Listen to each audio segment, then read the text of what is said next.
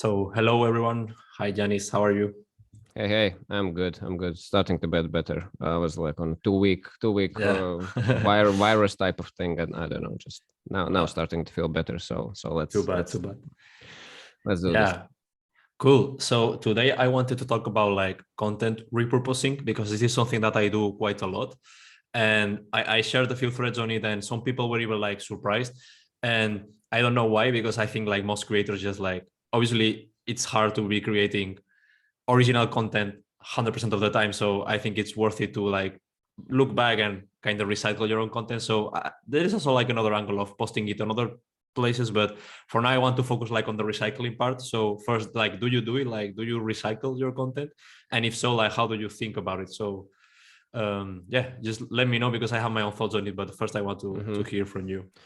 Well, yeah, as you kind of mentioned, there are kind of two parts to it. One is like recycling, and you doing pretty much the same content on the same platform, and the other one is just distributing the same idea, same content for other platforms. So, of course, the distribution, I believe, for most people is rather simple. If you post something on Twitter, it probably makes sense just to make it as a square or whatever, and just put it on Instagram as well. If we are talking visuals, it's a bit different. If your thing is threads and writing and so on, then Instagram, probably you need to make those quote cards or something like that. So that's a bit different. Yeah.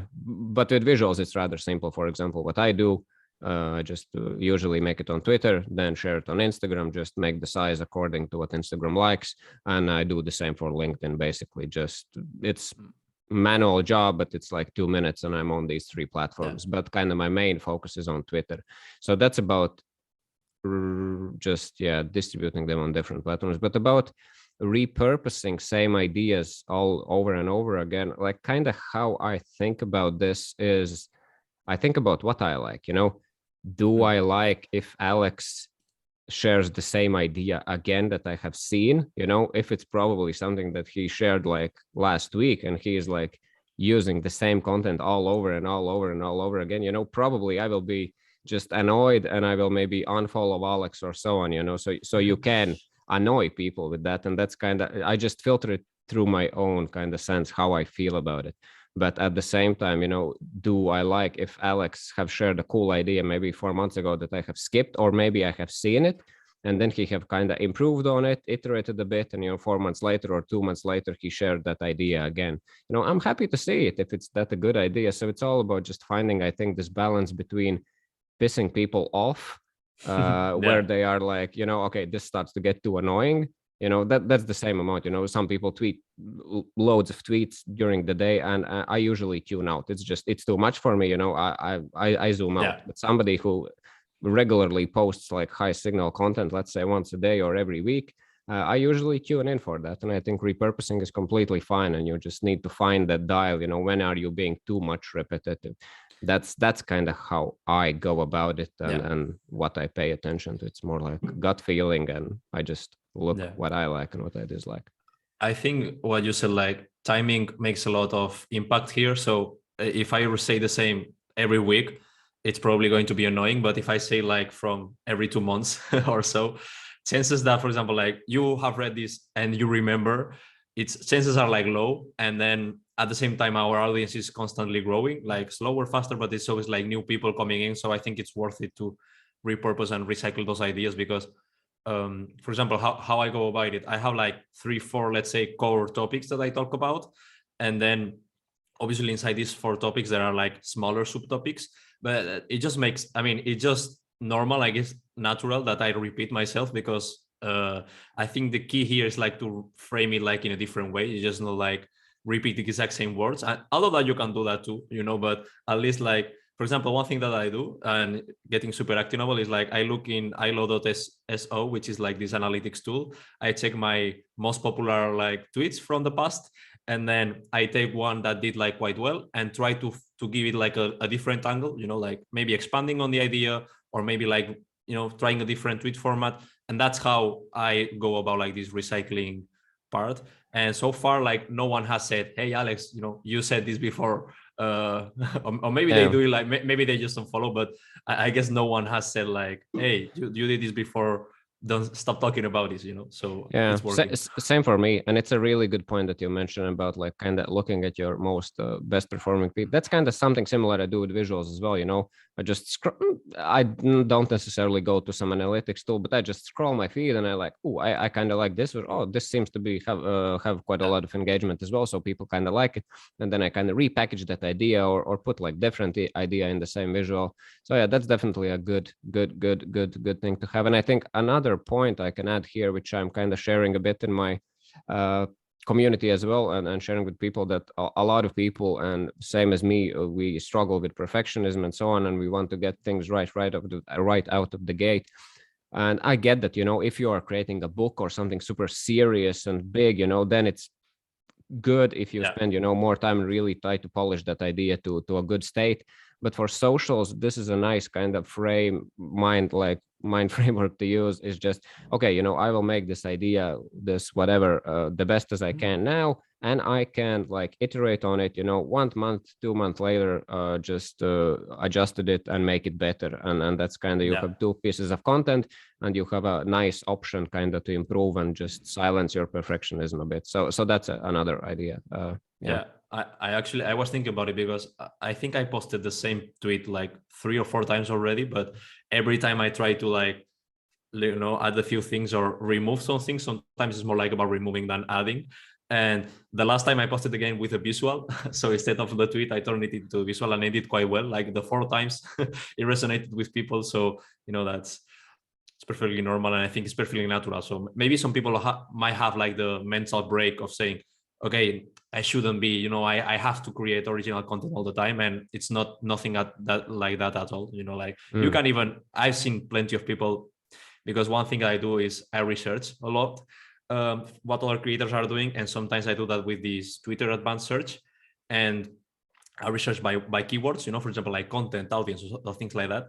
And I see like bigger accounts like copy pasting the same tweet like maybe 5 times, in the last 6 months. So like once every month they post the exact same tweet, and no one is calling them out. So I mean, I prefer to do it with a few changes, like adapting and making it better, but I think it's totally fine if you do it also the other way. Yeah, I don't think there's really a wrong way how to do it, but just, that's kind of, really go to the basics and think, what do you like and what do you dislike? And that's usually how I filter, like, okay, I don't want to tweet too much. I don't want to create always some original stuff. So recreating is fine, and iterating. So that's kind of good.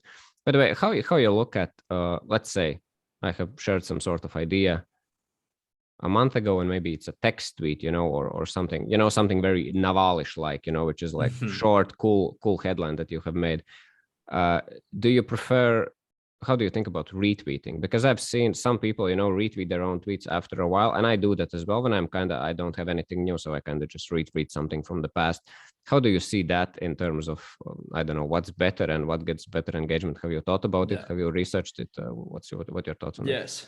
So there is like, I guess, 2 types of retweets that you can do from your own content. So like retweeting something from 3 months ago and putting it back into the scene, or like doing this auto retweet 6 hours later after you publish something, or 12 hours later, so it gets seen like in a different time zone.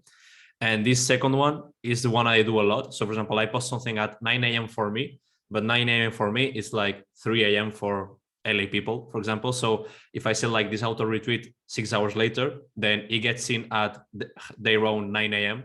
So it makes like it's a way of kind of distributing your content, because obviously tweets don't last that long on the timeline. So I think it makes sense to do that. But I also did like the other one around, like, for example, just a random 24th of November tweet gets retweeted on February.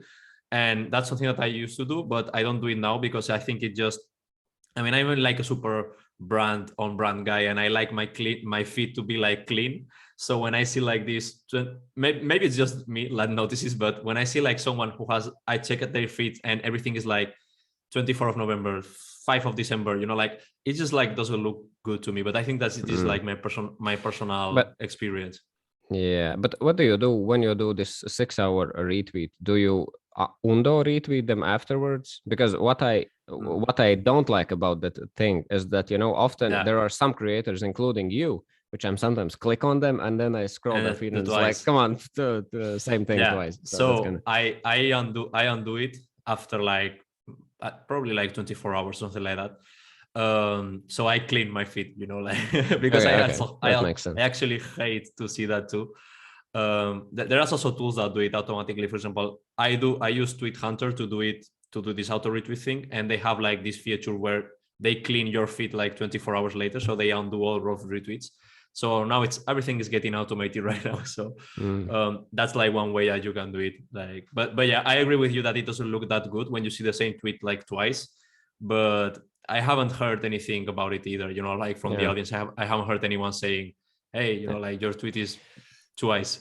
So, I think this is very minor percentage of like kind of satisfaction and dissatisfaction for somebody. Nobody really gets pissed if they like their content. They don't care that you do this. So it's very not that important. But by the way, how do you go about, as kind of, since recently most of your content it is writing, and I've seen you jumped on the Instagram train as well. How do you think about kind of repurposing your textual stuff instead of it's visuals? Right now I'm like super early stage. I'm actually not even like promoting it too much because I'm just testing to see how it feels. And obviously right now I do more visuals, so that's like one part of the content fits perfectly into what Instagram is, which is like a more visual oriented kind of thing. So one part of my content is visuals, and then I'm trying to find like the best way to showcase writing on Instagram. And I see like a lot of successful accounts, or like accounts who have like a bigger following on Instagram, and what they do is basically like screenshots of tweets and just paste it there. And it's something that I started to do too, but I'm not entirely sure if it's like the way I want to do it, because I don't know if it's like, do you come to Instagram to retweet? I don't know if that's the mindset, so I'm trying to understand if that type of content could work for me. I see it working for like plenty of people, so definitely works, but I'm trying to figure out if it's the right way to do it for me. But so far that's what I've seen. Like people who write, they just like screenshot a tweet. You can make it fancier, or you can make like an ugly screenshot. I try to make it a bit fancier, like put my color background and then the tweet on top, like so it looks a little bit better. But like some people just like no shame, just screenshot tweet and there it is. And I think it's fine and it's cool and it has its vibe. Yeah, it's as you said, you need to find what works for you. I don't think there is right or wrong, and to me, I don't do it because my main game is visuals, and Instagram is kind of nice. It's a nice place for you to have a portfolio. So if I have a freelance and they are asking, hey, can I see like your work, but Twitter is very like weird and hard to browse through your stuff, then go to Instagram, and there it's like a nice carousel and you can check everything out. Okay, good.